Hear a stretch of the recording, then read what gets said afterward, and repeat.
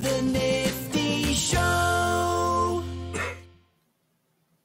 And I am the Nifty Joel, which makes You are the Nifty Joel. Very nice. Yeah. You're the I'm niftiest Travis. I'm the Travis. Dude, you did Bitcoin Miami was fun, and your graphics that you produced for our booth, the stand. I took a picture of the front of it, and I'm going to make an NFT of this because these little guys are fantastic. Those are the bad bits. That's from my boy Tom LaBeouf. He's a Disney pixel artist over there. So he's been doing some cool stuff. He's a former Disney guy. Now he's doing stuff for the Minions. Nice. Yeah. So we're kind of been minionized a little bit by this dude. Well, actually, there's an Aaron version, and I'm getting him to do a Zach version, and then we can do a little free fun drop for our bad crypto folks. Will there be a Rufus version? No, there's a Rufus, but Rufus is tied to Aaron's side. Rufus gave his first keynote at Bitcoin Miami. You guys are going to want to check out the Bad Crypto episode that has our fireside chat from Miami. I brought Rufus, our dog, on stage, and he stole the show because people are looking at the dog. He had very good insights about Web3. He talked about the metaverse very fluently, and he did not drop a deuce on the stage, which was very good. Nor did he bark, although I'm like, if he did take a crap on the stage, that would have been amazing. Well, hopefully nobody will take a crap on this show because we have a very interesting guest with us who is, I believe, in New York City as of right now. He is the CEO of Enklu. These guys are launching a Verse. It's actually called Verse, the world's first 3D NFT gallery. His name is Ray Kallmeyer. Ray, welcome to the Nifty Show, good sir. Happy to be here. Really a pleasure to join you guys today. And excited to dive in and share what we've been up to in secret for a while. Okay, so Enklu is the company, and I'm pulling it up here on my screen, enklu.com, create multiplayer metaverses with Enklu. So this is the software that you're creating? Yeah, bingo. We've been in business for about 5 years, and before that, we were building massively multiplayer online video games. I've been in the games industry really since I was 7 when I made my first game, but it's only been in the last year or so that we've got to plug into what we now call like the crossover between the metaverse and the NFT gallery. I mean, a lot of this is just buzzword salad, but at the end of the day, what we're doing is we're helping AR and VR creators bring their works into the real world and giving gallery audience members, the kind of folks who would normally go to a museum, the ability to experience crypto art in the way that they like to do it. But buzzword salad is my favorite kind of salad, with a little meta dressing on it. That's very good. Yeah, we were mentioning that before the show here. The website is versenftcryptoart.com, and I was like, they almost got all of the buzzwords on that one URL. It's because JPEGs on the internet was already taken, so we had to lean into the other side of that. Really? JPEGs on the internet.com would be a very good one. So you guys are building, it looks like, so create multiplayer metaverses with this. So it says you're going to be able to create your own metaverse or to be able to interact with other metaverses. How is this taking place? Yeah, totally. So like if you're a creator today and you want to build your own 3D experience, and let's say you want to run it on the web or on an AR device or a VR device, you have a couple options. You go with something like Unity or Unreal. And that's great if you have a 3D development studio behind you or you've been building these things for 15 years. But if you're like most of the artists out there. I do not have one of those. You don't? Oh, check your back pocket. I don't happen to have one at this time. Yeah. Not yet. So if you're like most of the creators out there that don't have a studio in your back pocket, it's useful to have a platform that enables you to kind of scale these things out, kind of like a Shopify, but for metaverses. And that's exactly what Enklu does. It helps creators build interactive 3D media and then send it out to other metaverses. You can kind of like embed it almost like an old school Flash player or play it as a standalone, like directly on your Oculus Quest or your HoloLens. And Verse is our way of showing people how that really works in the real world in a way where they can actually hang out with their community. Okay, I want to go to that in a second. I just want to note here that you helped Meow Wolf in Denver with their museum. I just moved last year from Denver before it opened up. I have been to the one in Santa Fe. It's such a great experience, but now I'm like, oh, when I go back to Denver, I've got to go check this out because you guys have brought AR. Is it just a section of the thing, or can they walk through the whole thing with AR using your tech? So they do pop-ups with us, and they're running pretty stealth mode right now. And you actually have to go to Santa Fe to see what they're doing with us. Okay. But if you want to see it in action, if you want to actually see one of these things in the real world, I'd say head to San Francisco. That's where the Unreal Garden is running, or head out to New York. I'm actually at Arcadia Earth right now, which is like Meow Wolf, but with a cause. And by the way, Meow Wolf, they're the most brilliant creatives I've ever worked with. They're This is Santa Fe but I'm here, looking at, right? yeah. Yeah, There's because I also one in Denver. recognize I recognize some of these rooms. I'm like, wait a second, because they don't duplicate. They're different everywhere. Yeah, unique everywhere. It's like you took all the mad Imagineers from Disney, gave them some psychedelics, and let them run loose on an inside warehouse. Yeah, Trav, have you been to Meow Wolf? I've never even heard of Meow Wolf. Oh my gosh! Well, you have to look it up here. There are You these failed me, interactive Joel. media- I've been in Denver. How many times to see you? You never mentioned No, this. they didn't have it. They just opened, it's and they new. opened one in Vegas, but they've had one in Santa Fe that I took my daughter to, and Aaron went to with a friend, and it's just art experiences and hands-on, and and of course COVID slowed the roll, but now they've opened them in Vegas and in Denver, and I guess there's probably others planned. Oh yeah, they're scaling like crazy right now. Like one of the cool things they've done is they've given sculpture artists, kind of like non-traditional artists, the folks that would normally fit into a Christie's, they've given them a space to go crazy, and people love it. When you step into one of those locations, it really is like stepping into another dimension. Like there's this video where you see someone open up a fridge and it's a portal to another universe, and they walk into it. Like they figure that out. It's really cool. And one of the things that we really like about this moment in time right now, especially with the whole NFT movement, is really empowering a new generation of creators that maybe weren't, the Christie's ilk before. They've got different ideas, they're not mainstream. Normal gatekeepers would say this isn't art, and folks like me will say, "Fuck that." Well, art is what we say it is. I was at this place in Cancun, and it was called Mystical something. It was the artwork it was the artwork of Pepe Soho, and this thing was one of the coolest things that I've ever seen because he had all these visual experiences, but you were inside rooms that were wall to wall mirrors, right? And so there was one room, but it was like a triangle room. And then you're watching this screen, and then you're just looking around. Like, it was the most unbelievable thing.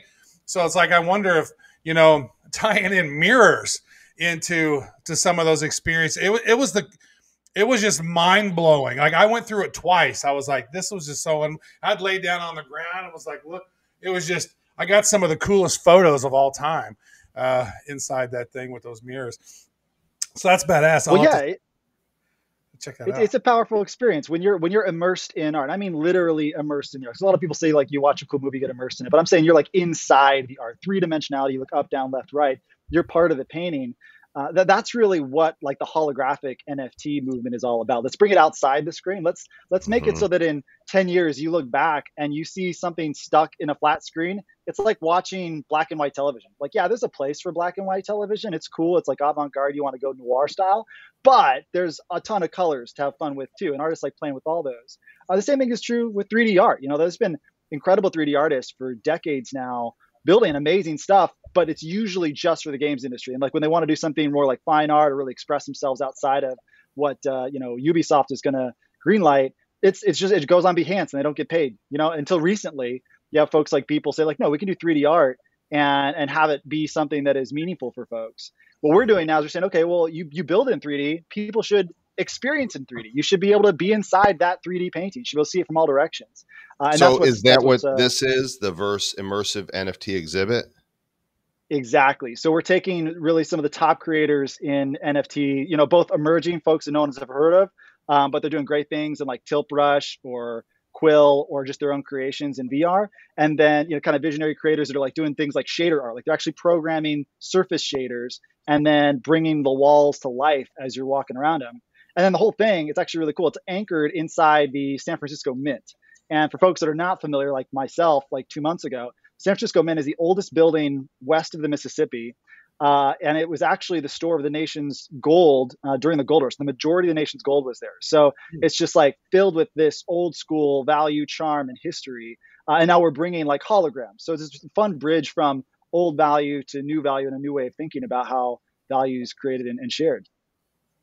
So how does one get started then? Because like, I have some artwork, but it's mostly flat. I have this project that I'm working on with all these different shamans and witches and wizards and stuff. And I think it would be so cool to have them, be able to walk around in their own metaverse. How does one begin to do that? Do you work with your agent, work with your company and do that? Or do I got to go out and get my own 3D studio and people to set it all up? Like, what's the process for somebody who wants to get started on this? Yeah, great question. So, I mean, it all kind of depends on like what resources you're looking at, what timeline you're looking at, and kind of what skills you bring to the table. So, like, let's say you're like a super entrepreneurial creator who's going to learn anything out there, like, a 16-year-old creator sponge. And there's so many of these awesome new folks who are kind of hitting the scene and saying like, I don't know if I want to do college, but I think like building an empire around my creativity is fun. That I'd say just like, sign up, free trial, have fun with it, build some stuff, share it. And we've had folks like, check out if you search BBO Explorazium, there's this incredible creator, Chris Reyes, and he's done like music festivals and amazing stuff. And he just kind of kicked around the tires with our tool and built this incredible like Meow Wolf-like installation. And that was just off of his own free time and creativity. And then there's folks, kind of on the other end of the spectrum where like, we don't have as much time, but we got a lot of resources and we do want to hire a team. Or we're happy to kind of like offload our time for someone who's done it before, so we can just like get straight to the finish line. And then reach out. We'll chat. We've done a lot of really incredible projects for folks.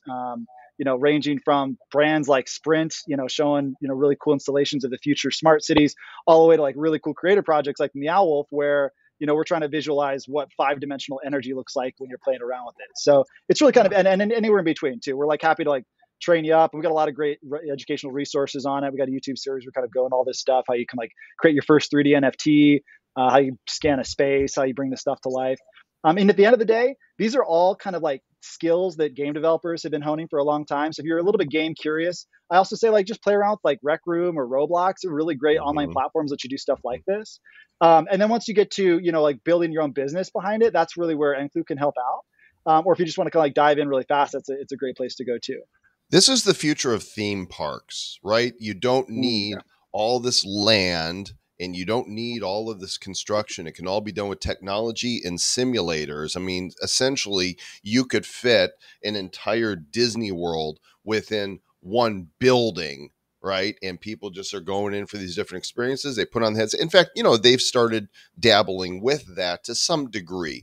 I think it's the Spider-Man ride at Universal's got some interesting simulator stuff going on. But I don't know that either Universal or Disney have used headsets, either VR or AR yet as part of an experience. Have they? No, actually, Enklu is really one of the first companies on earth to do this at scale. So like we were first to market. We did a big installation at Outside Lands Music Festival. We actually launched at E3 in 2019. We were right next to Nintendo's booth. We had this gigantic installation. And at the time, everyone said it couldn't be done. And for the most part, they were right. We figured out some magic a little bit. I wouldn't recommend doing it from the start right now unless you like pain and you're down to overcome some challenges. But we had we were scaling it out, working with Disney and Universal, actually, those two specifically. And then the pandemic happened, and we kind of had to put the pause on that until restrictions started lifting last year, and then we started getting back into entertainment. So we're like right at the forefront of like.